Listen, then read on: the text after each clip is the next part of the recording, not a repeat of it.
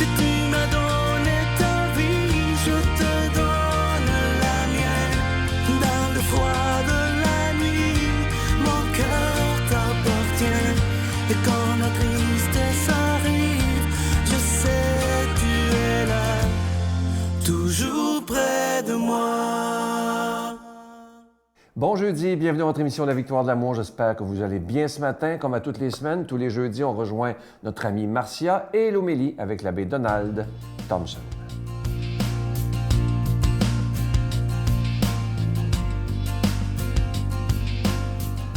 Bonjour tout le monde, ça me fait toujours plaisir de commencer la journée avec vous.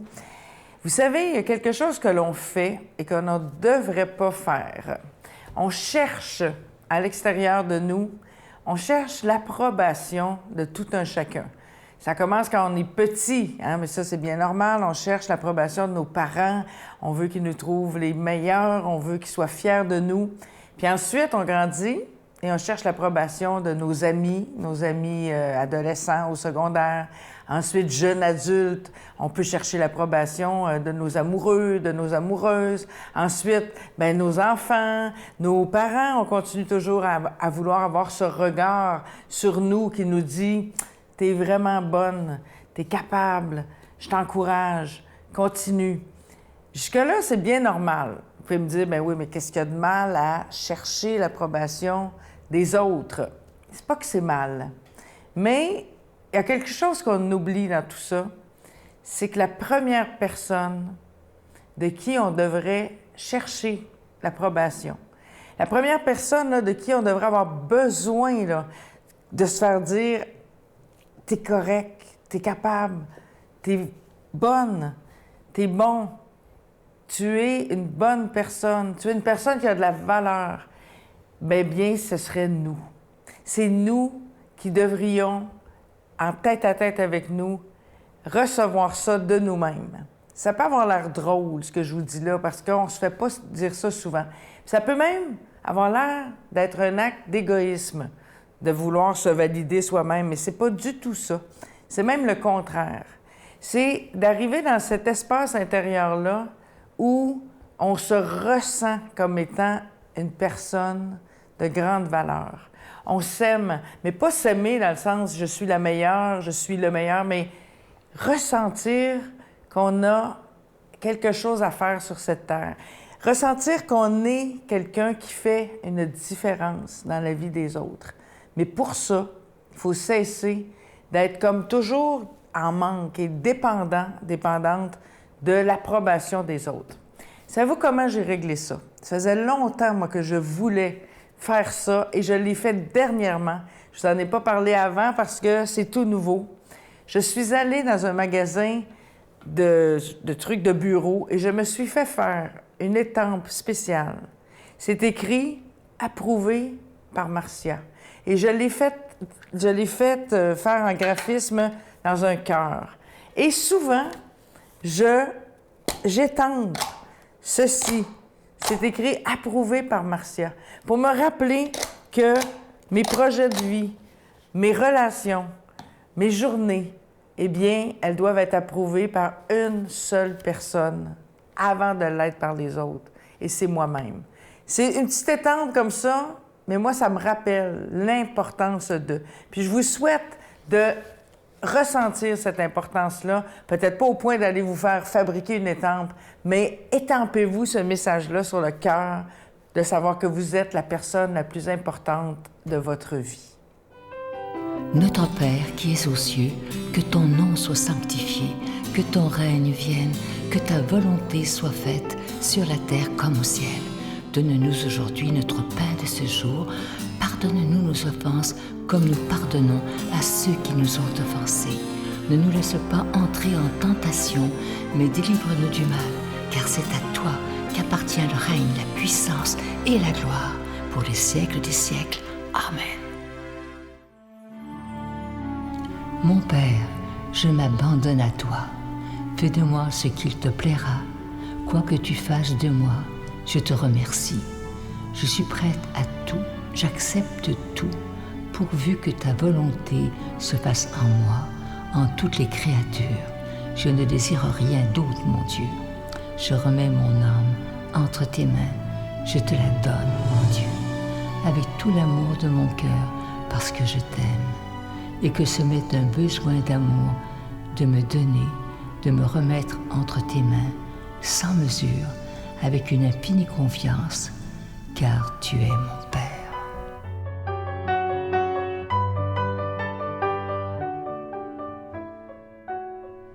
Je vous parle encore de ce magnifique cadeau du mois, une belle exclusivité de la Victoire de l'amour, étant donné que c'est le mois de février, le mois de l'amitié, le mois de l'amour. Il s'agit d'une épinglette qui représente le cœur sacré de Jésus. C'est orné d'un diamant synthétique. Regardez la belle petite croix qui est incrustée dans le bijou. Je vous rappelle que ce bijou, il est déjà béni. Ça se donne bien en cadeau. Je vous rappelle que c'est avec un don de 25 $ si vous en voulez un. Et si vous en voulez deux, avec un don de 40 $. Je vous donne l'adresse. La Victoire de l'amour, case postale 120, succursale Boucherville à Boucherville, le J4B5E6, je vous la redonne, la Victoire de l'amour, case postale 120, succursale Boucherville à Boucherville, le J4B5E6, également par téléphone, par carte de crédit du lundi au vendredi de 8h30 à 16h30 dans le 514-523-4433, 523-4433 ou sans frais le 1-888-811-9291, 1-888-811-9291 et aussi sur notre site Internet. Vous savez que c'est un moyen très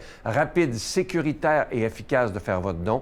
C'est le www.lavictoiredelamour.org et lorsque vous allez sur notre site Internet, évidemment, vous pouvez revoir les émissions du passé à l'heure qui vous convient, c'est gratuit, mais vous pouvez aussi choisir d'autres cadeaux dans la boutique que vous allez trouver très facilement sur notre site Internet. Merci de tout cœur. Ça fait déjà 26 ans que cette œuvre existe. Merci de tout cœur d'être des protecteurs de la foi. On en a besoin de plus en plus. Merci de prier pour cette œuvre. Et moi, je vais prendre le temps aujourd'hui de vous dire merci, parce que je sais qu'il y a des gens parmi vous qui écoutent depuis 26 ans. Merci de votre si grande fidélité et merci de votre prière soutenue.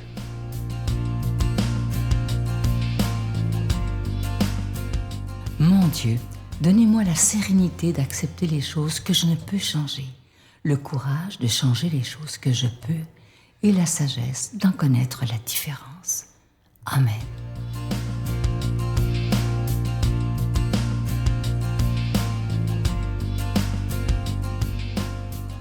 Bon matin, déjà la fin de février. L'évangile de ce jour est en temps de carême. Hein? C'est Matthieu 7, versets 7 à 12. En ce temps-là, Jésus disait à ses disciples, « Demandez, on vous donnera. Cherchez, vous trouverez. Frappez, on vous ouvrira. En effet, quiconque demande, reçoit. Qui cherche, trouve. À qui frappe, on ouvrira. » Ou encore, lequel d'entre vous donnera une pierre à son fils quand il lui demande du pain? Ou bien lui donnera un serpent quand il lui demande un poisson? C'est donc vous qui êtes mauvais, vous savez donner de bonnes choses à vos enfants. Combien plus votre Père qui est aux cieux donnera-t-il de bonnes choses à ceux qui les lui demandent? Donc, tout ce que vous voudriez que les autres fassent pour vous, faites-le pour eux, vous aussi.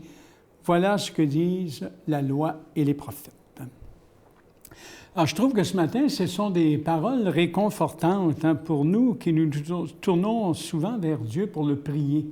Mais la question, est-ce qu'on prie pour rien? Est-ce qu'on prie pour rien? Hein?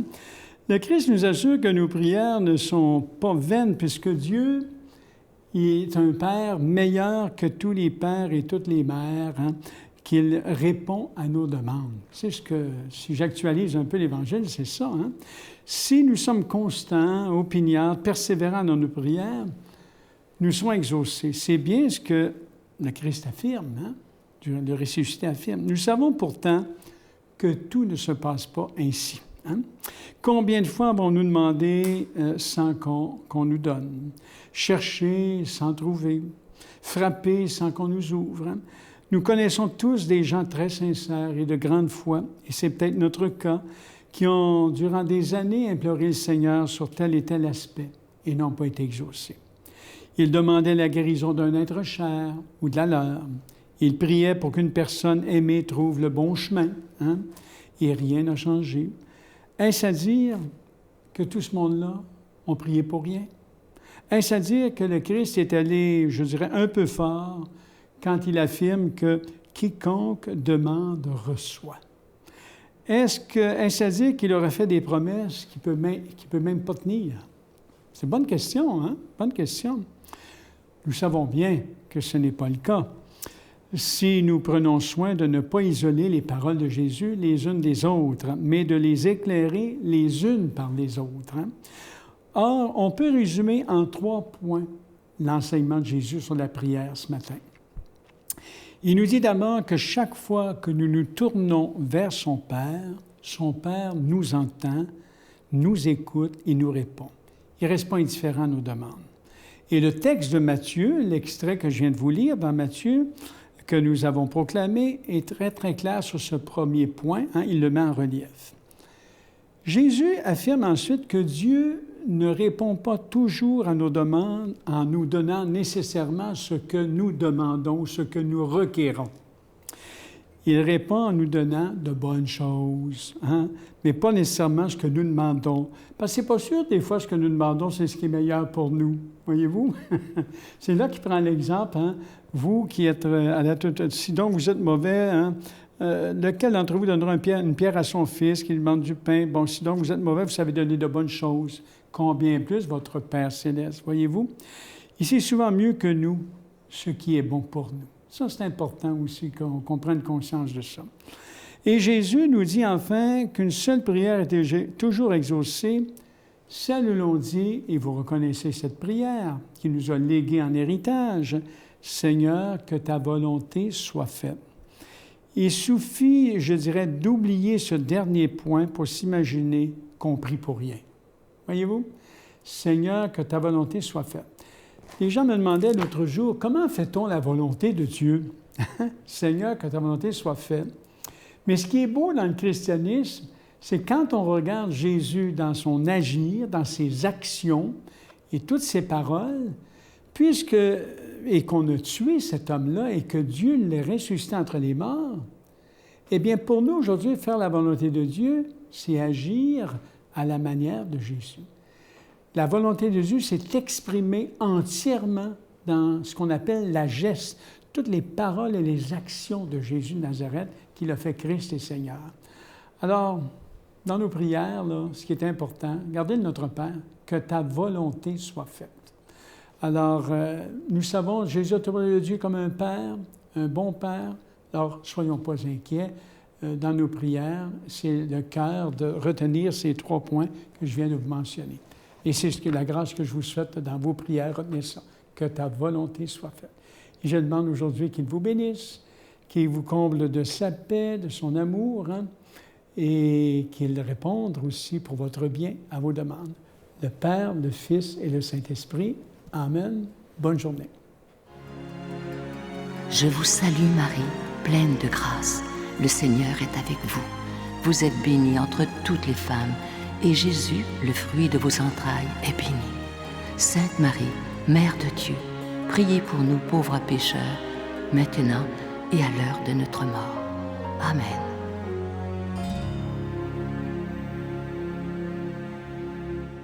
Avant de vous quitter, je vous laisse avec une très, très belle pensée. Vous allez voir, c'est très court, c'est 3 mots. C'est très court.